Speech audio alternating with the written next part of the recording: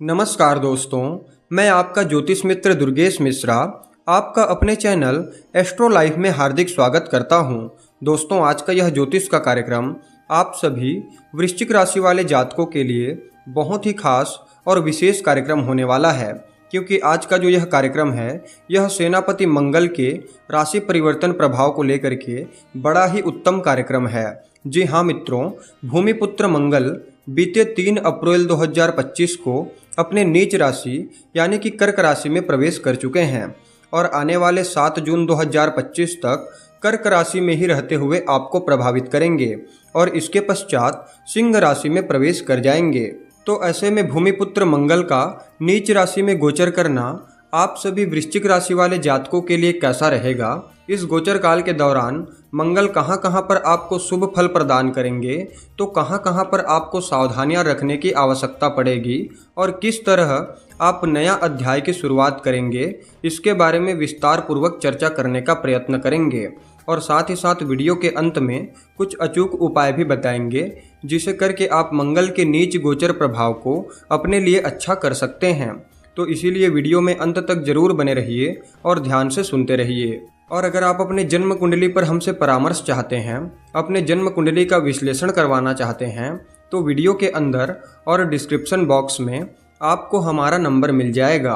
आप direct phone call के through या फिर व्हाट्सएप के माध्यम से अपॉइंटमेंट लेकर के अपना कुंडली दिखा सकते हैं। तो आइए अब आपके राशि फल के बारे में चर्चा करते हैं। तो दोस्तों, कौन है मंगल? ऊर्जा, पराक्रम, हिम्मत, साहस, पुरुषार्थ, हथियार, वाद विवाद तथा क्रोध है मंगल और अपने इन्हीं कारकत्वों की वजह से हमारे जीवन के विभिन्न पहलुओं को नियंत्रित करते हैं। अगर किसी जातक के कुंडली में मंगल बलवान अवस्था में होते हैं तो उस व्यक्ति को निडर स्वभाव का बना देते हैं। ऐसा जातक हर मुश्किल परिस्थिति का डट करके सामना करने वाला होता है। लेकिन ठीक इसके विपरीत अगर किसी जातक की कुंडली में मंगल खराब अवस्था में होते हैं, कमज़ोर अवस्था में होते हैं, तो यह जातक को डरपोक प्रवृत्ति का बना देते हैं। ऐसे जातक के अंदर कॉन्फिडेंस की कमी होती है। ऐसा जातक छोटी छोटी समस्याओं से तत्काल घबरा जाता है। इसीलिए मंगल का बलवान होना, चाहे जन्म कुंडली हो या फिर गोचर कुंडली, अत्यंत आवश्यक हो जाता है।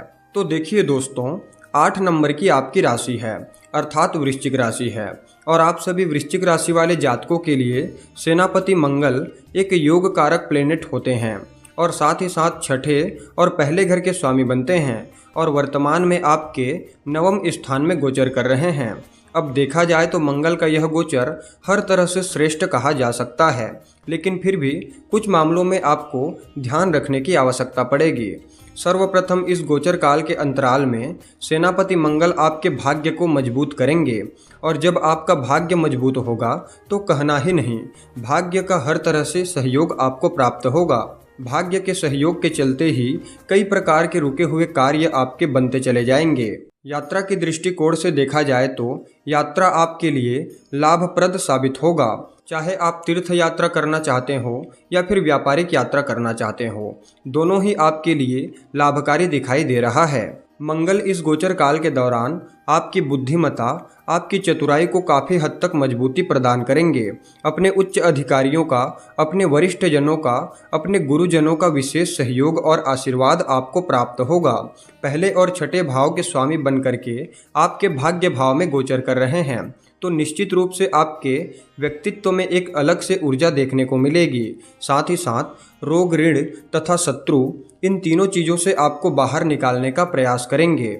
इसके अलावा जो भी जातक कंपटीशन एग्ज़ाम की तैयारी कर रहे हैं, प्रतियोगी परीक्षा की तैयारी कर रहे हैं, तो मंगल का यह गोचर बड़ा ही अनुकूल साबित होगा। यानी आपकी जीत निश्चित रूप से दिखाई दे रही है।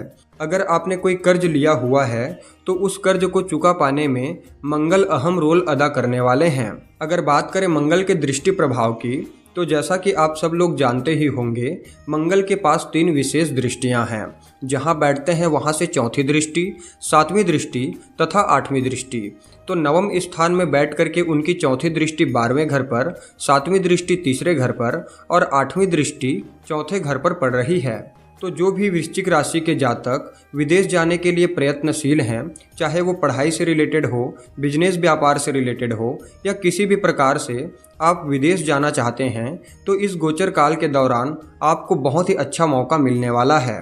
साथ ही साथ जो लोग कोर्ट कचहरी की समस्याओं से परेशान हैं, उन लोगों को भी काफ़ी हद तक मंगल बाहर निकालने का प्रयास करेंगे। यह समय निवेश के दृष्टिकोण से भी बहुत ही उत्तम दिखाई दे रहा है। हालांकि निवेश करने से पहले सभी बिंदुओं का बारीकी से निरीक्षण करना आपकी पहली प्राथमिकता होनी चाहिए। बाकी मंगल की 7वीं दृष्टि आपके पराक्रम, आपके पुरुषार्थ, आपकी बुद्धिमत्ता तथा आपके मेहनत को बढ़ाने का काम करेगी। केवल इतना ही नहीं, बल्कि आपके कम्युनिकेशन स्किल को भी मजबूत करके आपकी क्वालिटी में निखार लाने का काम करेगी। साथ ही साथ छोटे भाई बहनों के करियर के दृष्टिकोण से भी यह समय अच्छा रहने वाला है। लेकिन खास करके उन लोगों के लिए यह गोचर बहुत ही अच्छा कहा जा सकता है जो लोग सेना, पुलिस, मिलिट्री फोर्स इत्यादि क्षेत्रों से जुड़े हुए हैं या फिर बैंकिंग, मीडिया, मैनेजमेंट के क्षेत्रों से जुड़े हुए हैं। उन लोगों के लिए मंगल की कृपा कुछ ज़्यादा ही प्रभावशाली होने वाली है। अगर बात करें मंगल की 8वीं दृष्टि की, तो इनकी 8वीं दृष्टि चतुर्थ स्थान पर पड़ रही है और चौथे घर पर किसी पाप ग्रह की दृष्टि का होना अच्छा नहीं माना जाता। तो माता के स्वास्थ्य पर आपको थोड़ा सा ध्यान देने की आवश्यकता पड़ेगी। उनके साथ वैचारिक मतभेद की स्थिति हो सकती है, तो इस पर आपको विशेष करके ध्यान रखना है। बाकी भौतिक सुख साधनों में वृद्धि देखने को मिलेगी। जमीन जायदाद से जुड़े हुए काम बनते चले जाएंगे। कुल मिलाकर के देखा जाए तो शनि की ढैया खत्म होने के बाद मंगल का जो यह गोचर है, आप सभी वृश्चिक राशि वाले जातकों के लिए अत्यंत श्रेष्ठ रहने वाला है। बाकी भूमिपुत्र मंगल के इस गोचर प्रभाव को अपने लिए अनुकूल बनाने हेतु आपको सबसे पहले हनुमान चालीसा का निरंतर पाठ करना चाहिए और हो सके तो निरंतर 108 बार मंगल के मंत्रों का जाप करना चाहिए और हनुमान मंदिर जाकर के हनुमान जी की दर्शन करनी चाहिए। यह आपके लिए बड़ा ही श्रेष्ठ साबित होगा। तो मित्रों, उम्मीद करते हैं वीडियो आपको अच्छी लगी होगी। आज की वीडियो में बस इतना ही।